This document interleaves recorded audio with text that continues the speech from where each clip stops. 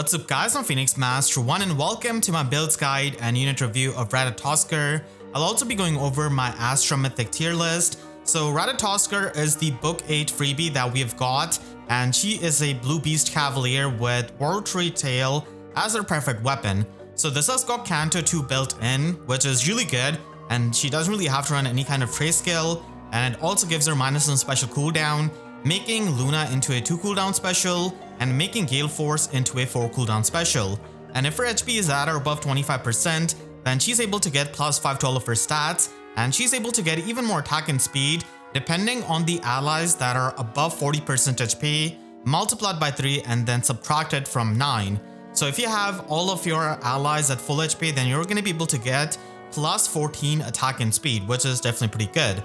She's also able to get special cooldown charge +1 on both her attacks and the enemy's attacks. So this is really good on a unit like her because she can run Gale Force and easily trigger it without relying on something like Heavy Blade Sacred Seal. And then she's also able to get 40% damage reduction from foes' first attacks, including the brave hits. So this weapon does a bit of everything, gives her the offenses, gives her the special charges, and also gives her the damage reduction.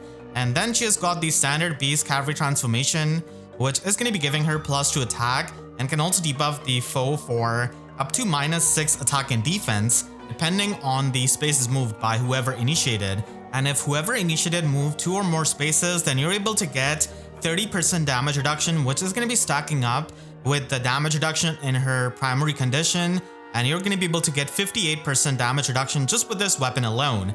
And she does have a preferred skill in Mending Heart, which is going to be healing up the allies and also heals herself. And after she acts, she's able to apply the Divine Vein green terrain, which is also going to be applied if the Canto triggers. So she can just apply the terrain on multiple spaces, which is really helpful. So Divine Vein green terrain is going to be blocking any kind of warping on the tiles and from the tiles, and it also inflicts the guard on the foe. So in a way, she can support the tanking allies by providing them this kind of warp blocking and also the guard effect, and then any kind of ally in 2 spaces of her can heal up 7 HP after their combat. So it's a pretty nice support for the tanking allies for healing up the HP. I certainly love it in my free-to-play guides.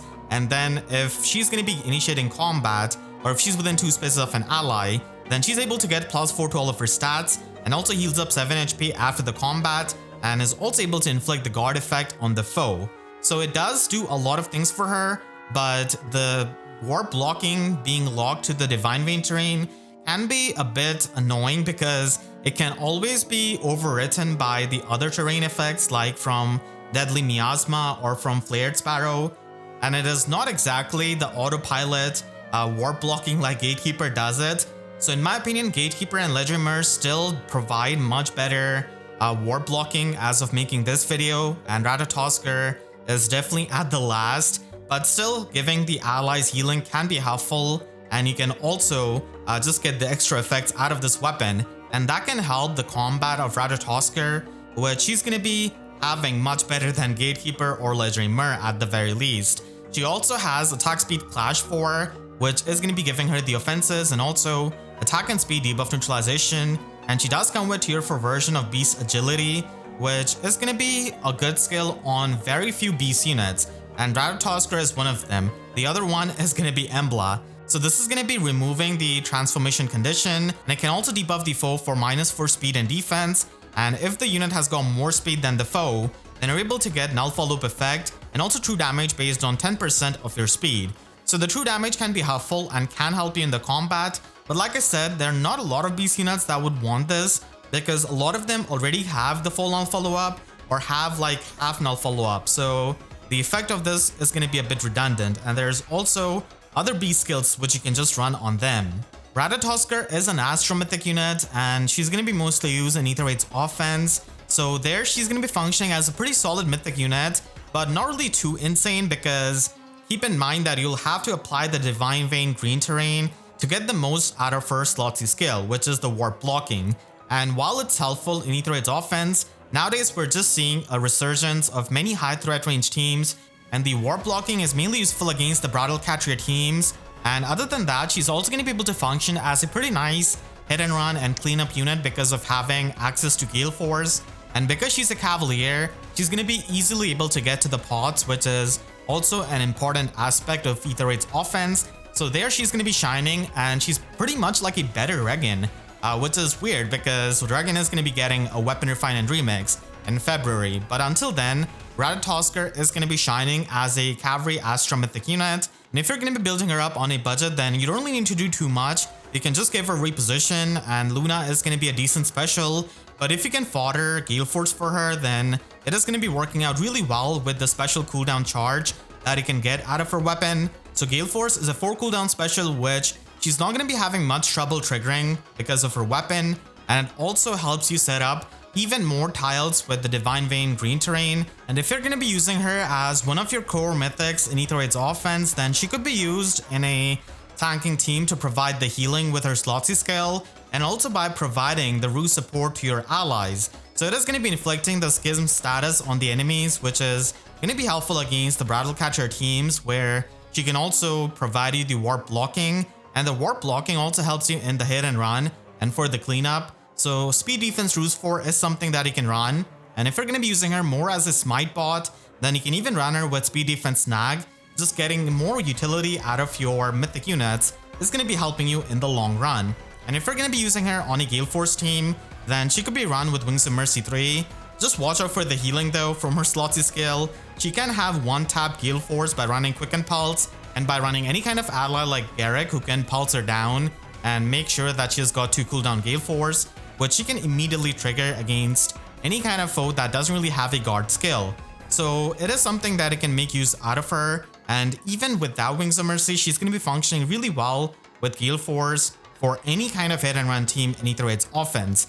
And the warp blocking is especially helpful so that you don't only get chased down by the Guidance 4 units or Soaring Guidance units. So I do appreciate having that warp blocking for hit and run a lot more than tanking, I suppose. And even though Aether Raid's offense is going to be the main game mode for Ratatoskr, you can also use her in Summoner duels. She's going to be functioning there with Miracle because she can be as an annoying Beast Cavalier frontliner in a way. So she can easily charge up Miracle because of her weapon, and then just be there as a fast unit who also has null follow from Beast Agility. I can only say that she's going to be better than Gatekeeper or Legendary Mirror for the warp blocking, because you'll have to move and set up the Divine Vein green terrain in order to block the warping. So it's not really as effective in Summoner duels as it is in Aether Raid's offense, but still, if you really want to use her, then Miracle is going to be the special that you should be running. And then finally, if you're going to be using her at max investment, then you can use her with distant attack speed solo, because she does have a decent amount of damage reduction and also has the healing, so it can help her tank, especially at this kind of max investment. Now let us take a look at my Astra Mythic tier list and where Ratatoskr ranks after I've used her for over a month. And starting tier 1 off, I've got Plumeria because she is just a timeless Astra Mythic, and especially after her remix and refine, she can give you more status effects if you're going to be using her with any kind of unit with a prime skill. And even without that, the Hexblade status is a good thing to have even on any kind of tank. And just as a Mythic Dancer, she's going to be a really good investment if you're going to be using her as part of your Mythic core. And she's now available in the remix banner, so it's a lot easier to get her, and also you can spark her over the time even as a free-to-play player, because on the normal Mythic and Legendary banners you're not going to be able to spark, but on these remix banners you're going to be able to spark even without Fate Pass. And then in tier 1 I've got Sather, who I feel like is a very solid Astra Mythic who can be used in any kind of team composition, and she can be useful in Gale Force teams, in enemy phase teams, and even just in the hit and run teams. And even though she's not like New Year's Sather and can end the action on any kind of turn, she can still function in the odd turns, and especially on turn 1 engages when you're going to be clear phasing the enemy's teams. It is going to be really helping you just shut down those units. And even if you're not going to be using her on turn 1, it can still be helpful later on in the game. If you're trying to get to the pots, you can still lock down like their final unit. So I do think that Sather is really solid, especially now that tanking has suffered quite a bit because of the pre-combat damage and the damage reduction piercing. And now that we have so many player phase tools, I think that Sather really shines, and because of her flexibility, she's going to be finding herself in tier 1. In tier 2, I've got Haether starting it off, so we don't really have just the Battlecatcher teams anymore. you're going to be facing some high threat range teams, and that's where Aether can really struggle because you're not going to be able to easily just set up against them, and Ruse 4 is going to be giving you less value against the teams that don't really have Brattle Catcher to begin with. She's still really good and can give you a lot of status effects, especially if you're running a prime skill. And then in tier 2, I've got Ratatoskr. So like I said before, I do think that she's a good Astra Mythic, it's just that she's not tier 1 in my opinion. And the reason for that is because the warp blocking she has got is tied to the terrain that she can set up. And not always you're going to be able to set up the terrain favorably, and even if you can, it is still, like I said, not as easy as Gatekeeper. So she can be really helpful in any kind of team composition as well, just like Aether, because you can Gale Force with her, you can hit and run, you can get to the pots, and even if you're tanking, she can provide you that healing support, which can be really good with all of the insane damage that we have got nowadays. But yeah, she's going to be in tier 2, and then finishing off tier 2, I've got Vale, who's mainly going to be there for the tanking with her Drive Scowl, and she's not going to be helpful in the player phase teams as much, but still, you know, having that Drive Scowl is really unique.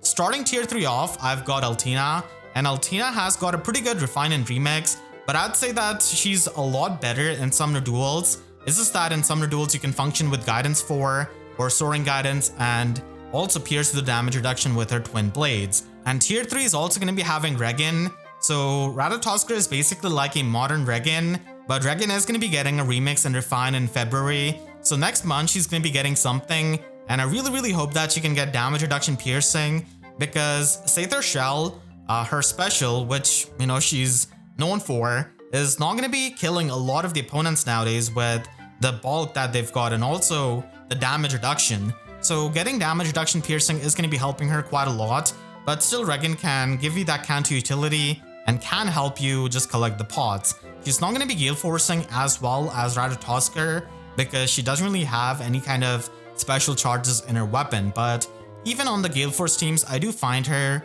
useful just as a nuke that I can teleport in. And then in tier 4, I've got Thor. So this really saddens me because Thor used to be one of those units that I used to use so much for Gale Force, but now she has fallen off quite hard for her combat because we have so many faster units with, you know, the null follow-up effect or even the half null follow-up effect, which can stop her.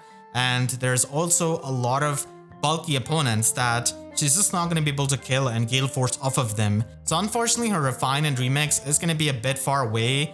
And for her support, Warbreaker is simply not as much as the other support units in the Astra season, clearly. So she's going to be here in tier 4 because of her lackluster damage and support. And then we also have Naga, who's going to be functioning mainly as a smite bot, and she's going to be able to provide good support with her Divine Fang Plus, but that is pretty much going to be it. Unfortunately, because of her preferred skill, she can only use Soaring Guidance or Guidance 4, which would have been a lot better, but I guess you're just going to be running that on your Plumeria. And finally, in the last tier, I've got Elamine, and how might he have fallen, because she is going to be having a lot of trouble now that Freyr is there to just cleanse the false start status, and there's a lot of damage reduction piercing, which kind of renders her support useless. And there's also the fact that she's not able to access that many skills compared to the other Astra Mythics because she's a healer. And there's also a lot of colorless feud, especially in Vault of Heaven.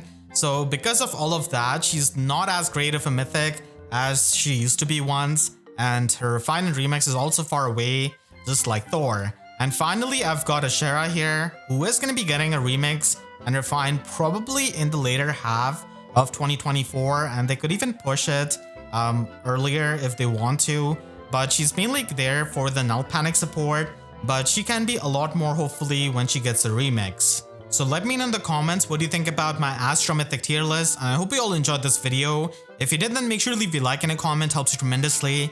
And if you really enjoyed it, you could always support me directly by using super thanks down below or by becoming a YouTube member. And for more free videos, make sure to subscribe and hit the notification bell, because YouTube sub boxes are about as functional as running Flared Sparrow with Ratatoskr Slot C. So with that, I'll see you guys next time. Thank you so much for watching and have a great day.